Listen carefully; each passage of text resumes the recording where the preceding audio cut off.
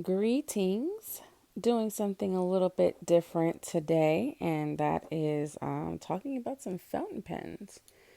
So, I have recently gotten into fountain pens, and I'm not like extremely well versed in the world of fountain pens, but I have collected quite a few. Got my first, I got a couple of pens in early 2022. I got a Zebra Fuente, which is a disposable fountain pen, which I love. And then I got a Kaweco Sport in a fine nib, and I also really like that. Just a little uncomfortable for my grip style. And then my husband got me a Twisby 580 Diamond in the Iris variation for Christmas. And from there, it kind of snowballed. I purchased several more Twisbys. Another Kaweco. I got the Kaweco, I think it's called the Parkeo or Pareco, I think.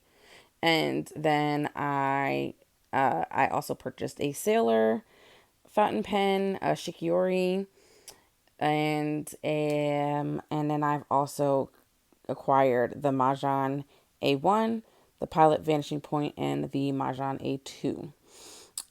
So that's what I'm going to be talking about in this video. I'm just going to kind of compare the three. I know there's like a lot of controversy around, the Moonman Company doing kind of like replica pens, and people are like, oh, they should just get their own designs. That's everybody's own preference and things. I personally have no horses in that race. I think that they offer a cost-effective option for people who like this style of pen. I really do lean more towards this type of pen. It's the pen that I pick up the most, and it's the pen that I like to EDC the most. Um, and so I've looked into reviews of all of the other capless options, and all of those styles and architects of those other capless options just don't appeal to me. So Majohn and Pilot really are the only ones that I that I tend to gravitate towards. So I do have here my A2 and my A1, and I will just kind of go over so far just some things. So so my A1 I did get in the clipless option. I bought this pen first out of all of them, and I've had this for several months, and I really do enjoy writing with it. It's the thickest. I do find it comfortable to write with, but because I have smaller hands, the barrel being on the thicker end does cause my hand to cramp after a while. But this is a common thing that happens to me with most fountain pens. The only fountain pens that seem to not give me that kind of trouble are my Sailor, my Kaweco Parkeo, and my Twisby Mini 580s. Even my like Twisby 580, my like regular size one. After about a page or two of writing, my hand starts to cramp up. But that is just my grip style. That's not necessarily the fountain pen's problem. It's more so like user error. But that's just the way that I grip the pen. I have a problem with just gripping too tightly. But a slimmer pen tends to help with that a little bit. But yeah, so this is definitely thicker. I wish I had like the actual like diameters to give you. I don't.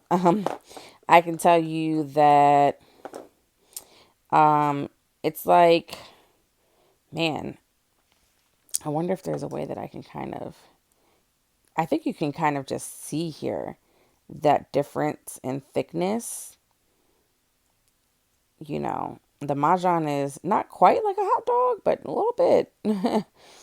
And this is a Pilot Vanishing Point Decimo, by the way, and the color is champagne.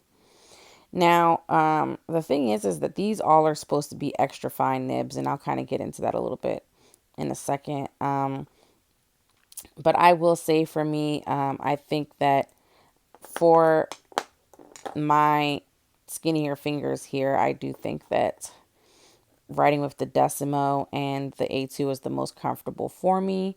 I don't have a problem with the clip. I purchased this without the clip because I wasn't sure if I would like the clip, but I tend to kind of rest my hand like this.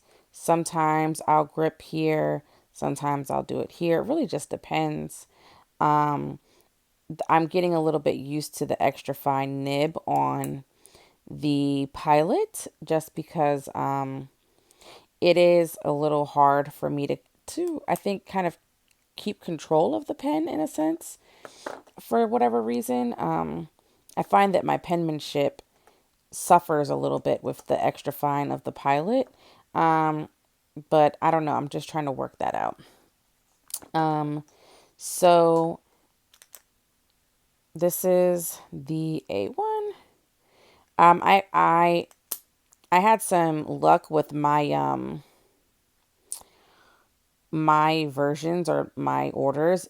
I know some people have talked about how they would get rattling in the cap and things like that. Um, I find that both my A1 and my 2 had pretty good, are pretty sturdy, and I don't really have a whole lot of that. I appreciate this roll stop option. That's pretty cool that they added that in.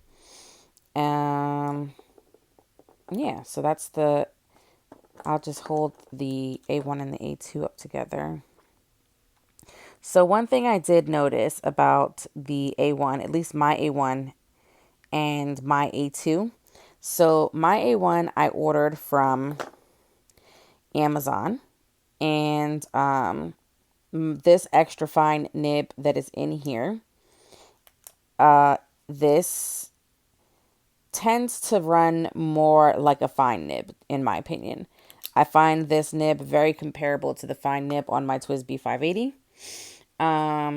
So I have a TWSBI Eco and extra fine that writes more fine than this, and my Sailor that is a fine nib also writes significantly more fine than this. But for the A2, I got my A2 from AliExpress. I don't know if it makes any type of difference.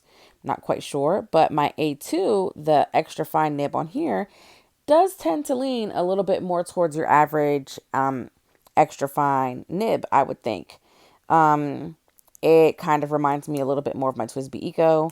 Now, I know that my Pilot extra fine is going to take the cake from the Facebook group that I'm in, and other, things that I've seen. The Pilot extra fines are just always going to be, you know, more so along the lines of an ultra fine. So this is an old pen test I had done with the Majohn A1. I was just testing out how things looked in my Hobonichi and trying to see which fountain pen I would like to use in my Hobonichi. So that is the Majohn A1 test. And as you can see, that is my Pilot right next to it. The difference is, pretty big. And then on the next page, this is my A2. So that's the A2. Sorry. A2, A1. To me, I feel like I can really see that difference of the line variation. I feel like this, and then that's the Pilot extra fine over top of the A2. Like I said, my handwriting got a little crazy there because I don't know, for whatever reason, it's hard for me to do like while holding the camera, for me to have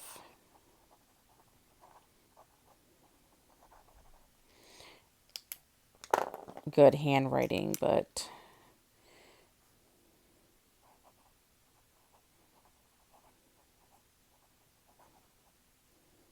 and I wish that I don't have my A1 inked, so I'm not gonna be able to do that kind of test. But the reason I don't have it inked is because I'm going to be rehoming it, giving it a new home. I'm going to be posting it for sale just because I feel like, I have these two and I really like them. And I also ordered another A2 in the more kind of like denim blue color. So yeah, I definitely have enough retractable fountain pens to last me a good while. I'm trying not to have, an excessive amount of pens. I just want pens that I know that I like and pens that I know that I will use. I don't want pens that I'm not going to use. So I hope that helped someone in their decision making process. That is, I just wanted to post this because nobody's really been talking about the A2. Oh, and let me just kind of go over, sorry, a couple of things. So as you can see, there's like this ridging here in the pen. And that is the cap. It's a good, nice click. This feels like a hard plastic, maybe resin, as opposed to the coated metal feel of the A1. Inner components are the same. There's plenty of videos on the internet that show that. I'm one-handed right now, so I can't exactly show those things. I would say that you can feel the difference in quality between the Pilot and the Majohn. But I mean, that's to be expected. This is a $20 pen and this is a $160 pen. This is I don't even know what kind of nib this is. I think it's a stainless steel nib and this is an 18 karat gold nib. So, there's gonna be differences. As you can see, my Pilot has already gotten scratched up a little bit here from carrying it around, which makes me a little sad, for a pen that's this expensive. Obviously, I don't want to be too precious with it. I want to use it and, get its use, but seeing it scratched up is, whew, man. But I've already started putting this through the works because I carried this around with me all day today. It's the difference in the weight is pretty noticeable. I mean, the Decimo's already a pretty light pen, but I think all of these components here are all metal, whereas this really is just like a hard, like plastic, you know, super hard resin type situation. So yeah. So there's my very novice fountain pen review, and hopefully that helps someone. Bye.